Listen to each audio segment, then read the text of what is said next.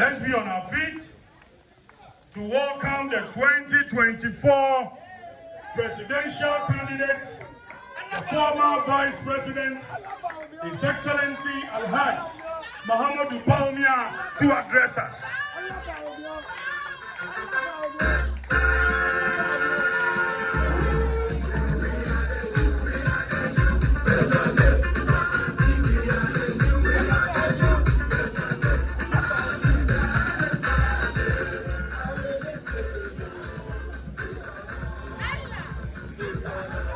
Kukrunu.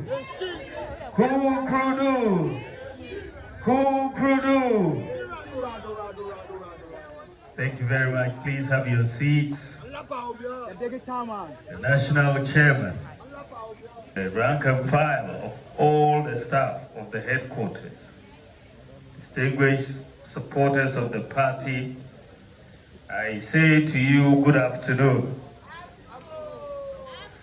We have been through an election, presidential and parliamentary elections in December 2024.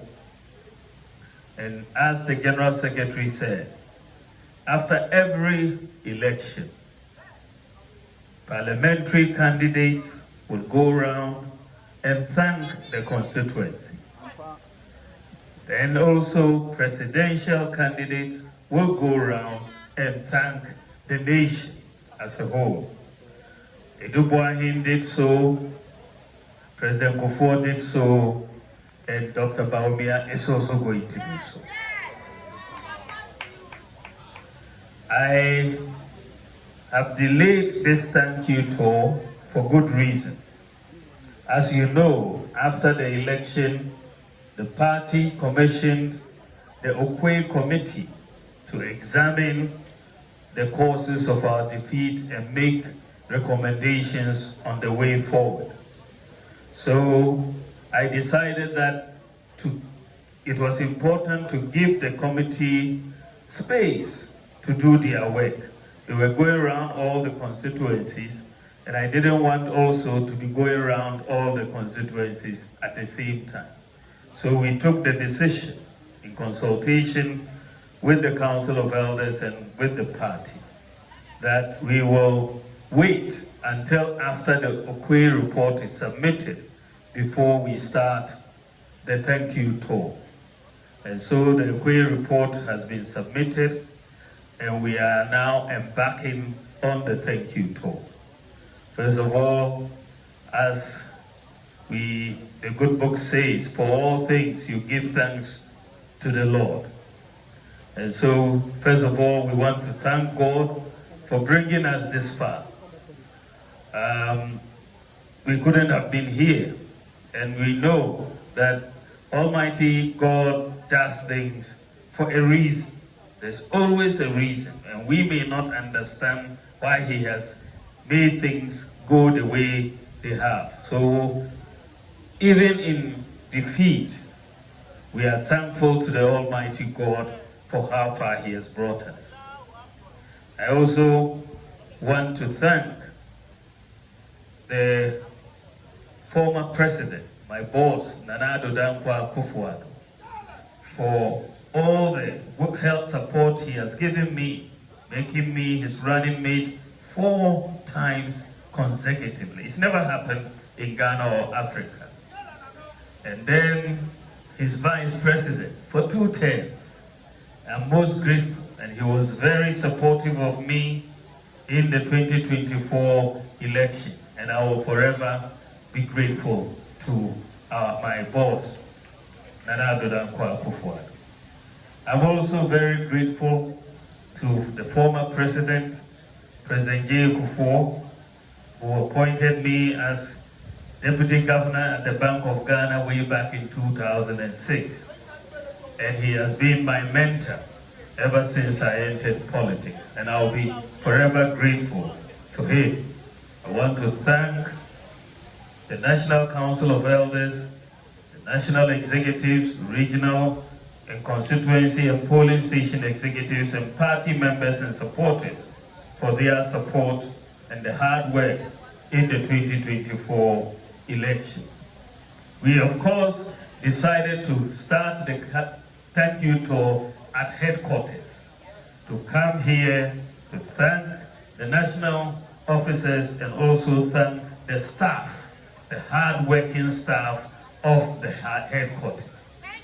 There's so much work you do, and many people don't see the work you do because they are not observant of what you are doing. But you are doing very important work, and you keep us going as we go in the field, going round.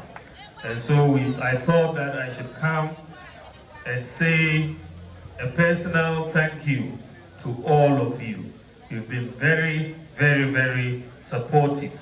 And I have recognized this, and for some time now, I have been supportive of the salaries of a few of the women who are here. And I will continue to be supportive of you and even go further in that regard. I also want to, amen, yes, sorry. I also want to thank my running mate and my campaign team for their full support. They've done very, very well across this campaign. The fact is, we worked very hard. We tried to get everybody involved. As you know, the General Secretary was the Director of Operations for the campaign. The Women's Organizer organized the women. The Youth Organizer organized the youth. The National Coordinator handled the Zongo, and so on. So we tried to do as much as we could. Notwithstanding our hard work, however, we still suffered a heavy defeat. And when you look at what happened, you will see that it was internal. Many of our supporters did not come out to vote. This is really fundamentally why we lost the election. If you look at 2020 vis-a-vis 2024, 2.1 million of our supporters didn't come out to vote. 2.1 million. And you look at Joe Mohammed's votes, his votes went up by maybe 115,000. So he increased by 115,000 and we went down by 2.1 million. And that is basically why we did not win. So the key to victory going forward is within the NPP. It is within ourselves, because we decided not to vote. So if we decide to vote, we would win. So the key is ourselves. It is ourselves. So that is what we have to understand and take going forward. When we finished the election, there were so many people who were given different reasons for why we lost. So many different reasons. But people were speaking without data. And you know, you can only speak forcefully with data. When you look at the reasons people were offering, one of the reasons people offered was that they said that they didn't vote for us because our presidential candidate was Muslim. Have you not heard that? Yeah. Didn't you hear that? When I heard that, I said, this doesn't make sense. This is not the Ghana that I know. Because if you look at it, we went for primaries. We had 10 contestants. I was 1 Muslim, 9 Christians. But the NPP voted for the Muslim presidential candidate. So that could not be the case. So I decided to do some data analysis to test this hypothesis. And when you look at the data is very clear. In many constituencies across the country, the NPP presidential candidate performed better than the Christian parliamentary candidate. In many constituencies across. So it couldn't be, if they were voting because of religion, I shouldn't be performing better than the Christian parliamentary candidates. Even my good friend, in Team Fodio, who is giving a lot of heat to the government at the moment in Parliament. In Team Fodio is a reverend father in Team Fodio, as in South. But I did better than him in his constituency. So he did so well. I mean, he did and mobilized the votes for me, and I thank him very much. But if you look at all across the country, the fact is that there was no religious factor in the voting. It is only propaganda.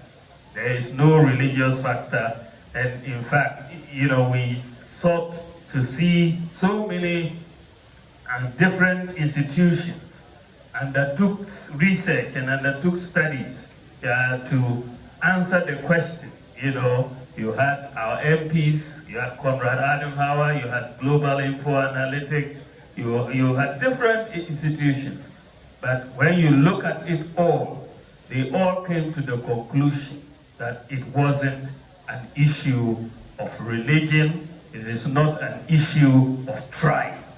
Those two issues have been ruled out in all the findings from different surveys that have been done. So as a party, I'm very, very happy that, and as a country, I'm very, very happy that religion and tribe has not entered our political discourse. We should not therefore allow people to come in to play propaganda with religion and tribe. We are one nation. We will all go together and we will move, whether we are Muslims or Christians, we will all work together for the good of this country. And that is how we should try to get everybody going forward. I am very, very happy that Professor Michael Quay and his Elections Review Committee have submitted their report. We've waited for this report for a long time. And they delivered the report on time. And I must say that I am very happy with the Okwe report. It has put to bed a lot of the propaganda that was going around about exactly why we lost the election. And I'm very happy about that. What is important also is that they have made some very important recommendations for this party. And those recommendations have been forwarded to a constitutional review committee to then look at it and bring it back to NEC and National Council for us to then make certain changes. You can expect without any doubt that the delegate system is going to be changed.